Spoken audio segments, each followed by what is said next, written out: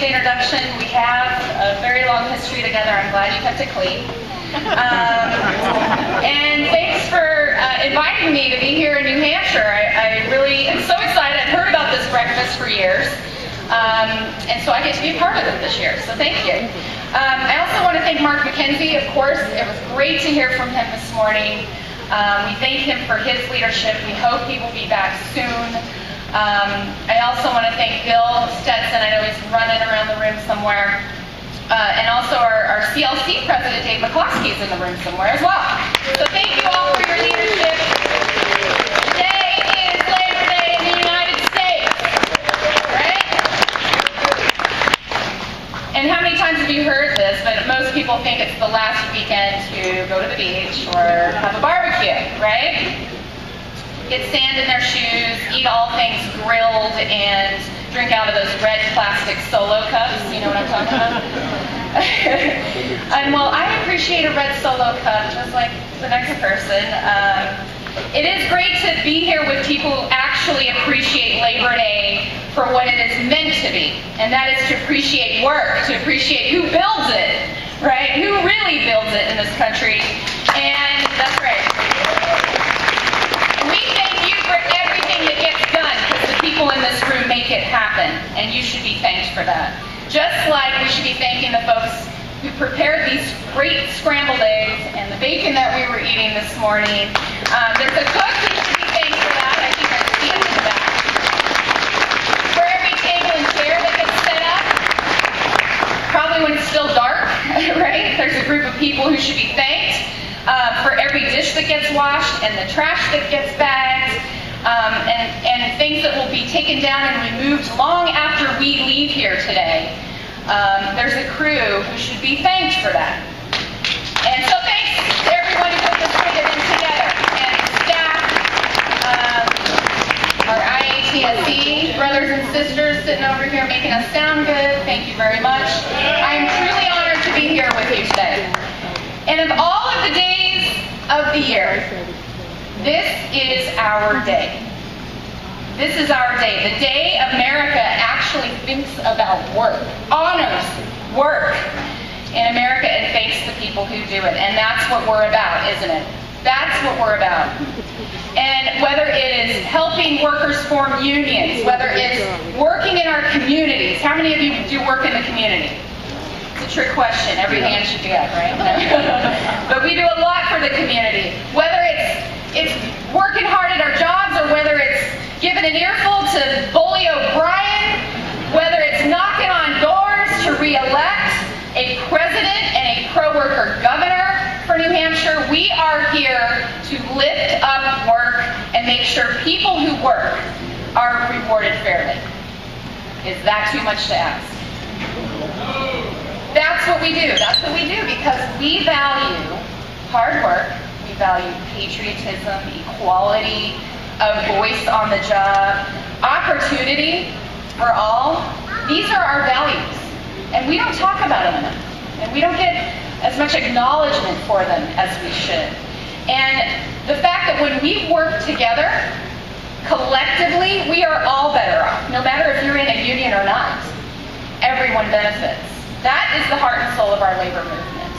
And Labor Day is sort of the official kickoff each year, right? When we sort of brush the sand off our feet and put away the summer reading, and we lace on those walking shoes and start that door-to-door canvassing that I know all of you love so much. That's right.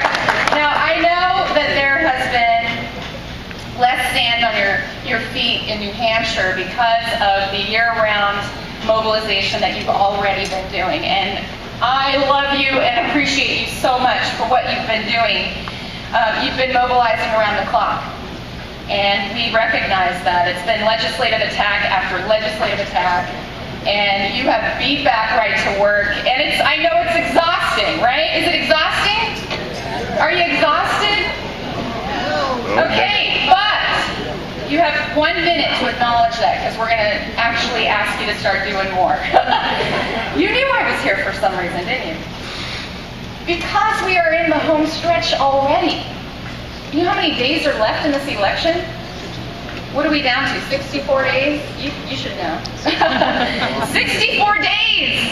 That's it. That does not sound like much. And how many of you watched the RNC convention last week? Anyone? You gotta know what they're saying, right? I mean, it's kind of entertaining, but it's also infuriating. Yeah, it's painful. You got it right. Did you catch all the union bashing? I will tell you, Bernie Sanders mentioned the platform. This is the first year that the Republican platform has officially included right to work in it. Does that scare you?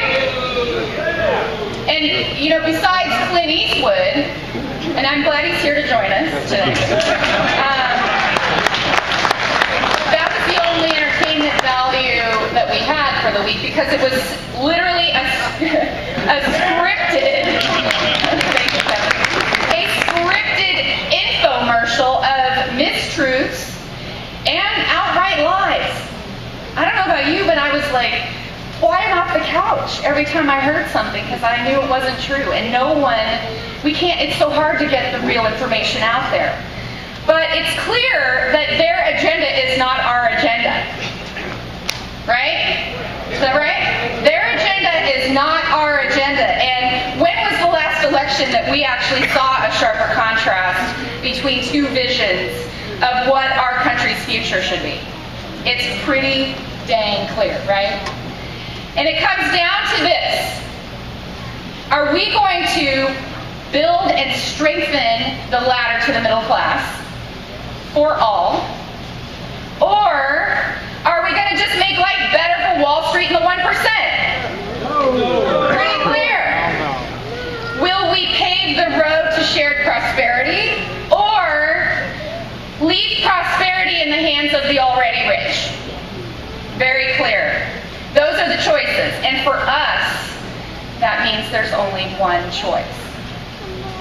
We need a high-wage economy with full employment. You agree with that?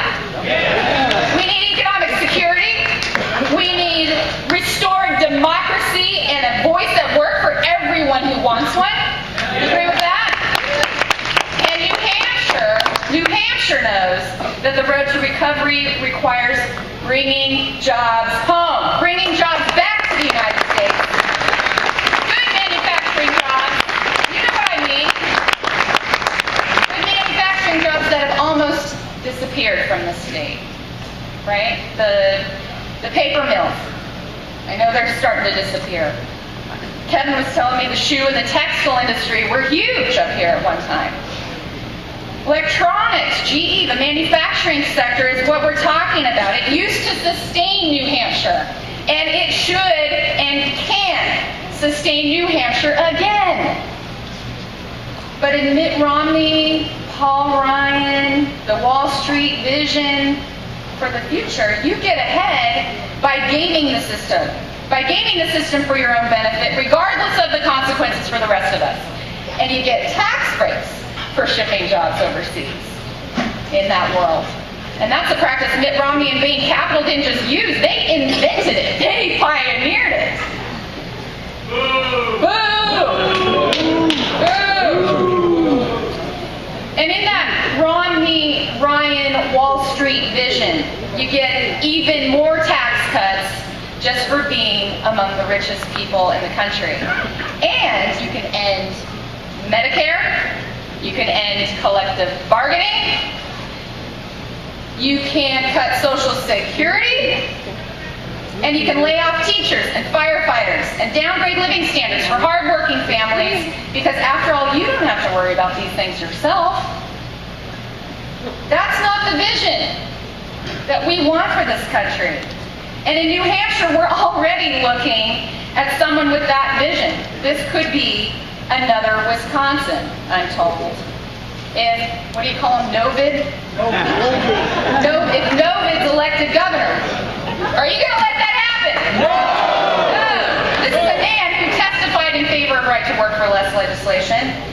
Then he went on record, and you could probably tell this quote better than I could, went on record saying he'd be more Scott Walker than Scott Walker himself.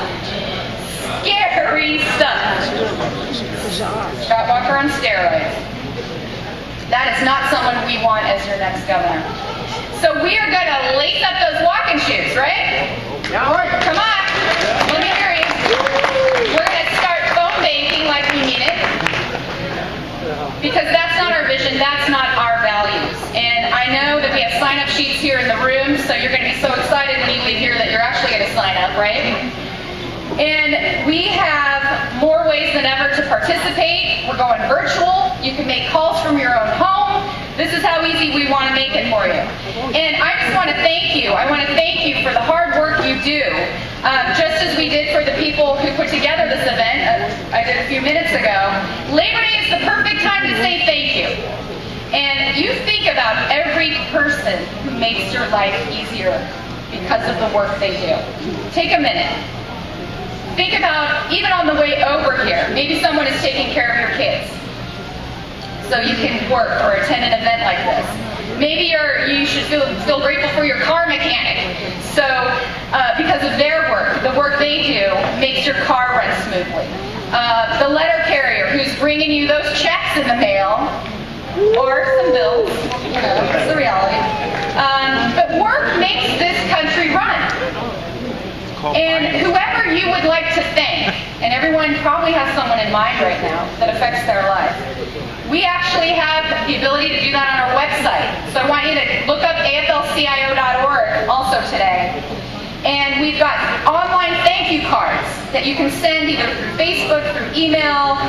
You can upload a video to thank someone like your Little League coach or whoever it is. And Martin Sheen, the actor, actually did a video for us thanking the woman who delivers their newspaper every morning because she's out there every day, 4 or 5 o'clock in the morning.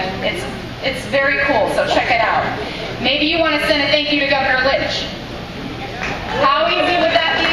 Make him feel appreciated, right? I actually have a card here that I have filled out for our IATSE friends for making my voice sound really nice. Thank you guys and gals. Maybe you want to thank some House Democrats who voted with us against right to work on over and over again, and even some of our Republican friends. Absolutely. Senator Booth and Carson and Lee Kwan. Yeah, hey. Right here front and center in our breakfast. I heard you traveled. Did you have open heart surgery actually, and then you were traveling to the Capitol to cast that vote? Well, Kurt got me out of the hospital. We picked you up from the hospital? Holy cow. 3-4 speeches. The man is so dedicated. Thank you. That's a good Miss card to you. And 42 other Republican colleagues of yours, right?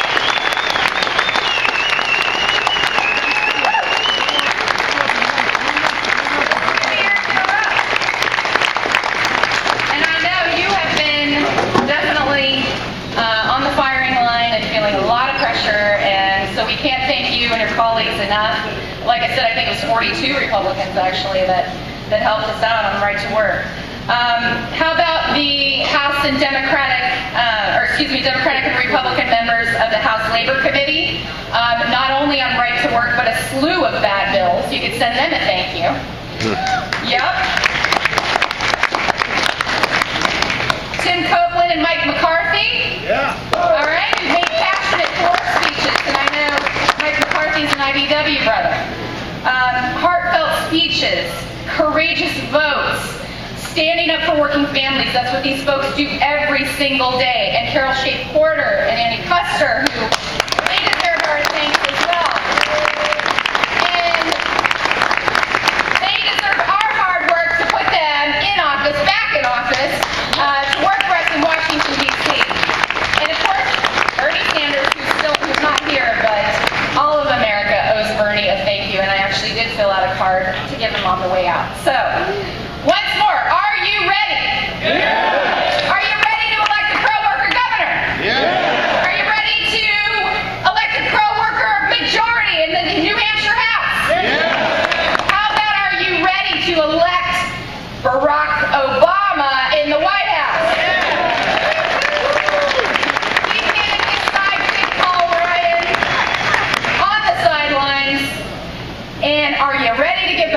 America a real opportunity to take back the U.S. House for working families. And you can help us with that. Are you ready to walk and phone bank and write those thank you cards? Actually, there's a table over there too on your way out. You can pick some of those up. So I just want to thank you. I feel the energy. I feel your enthusiasm. I know you're going to take us across the finish line in these last 64 days. You can do it. Thank you so much for what you've done already and what you will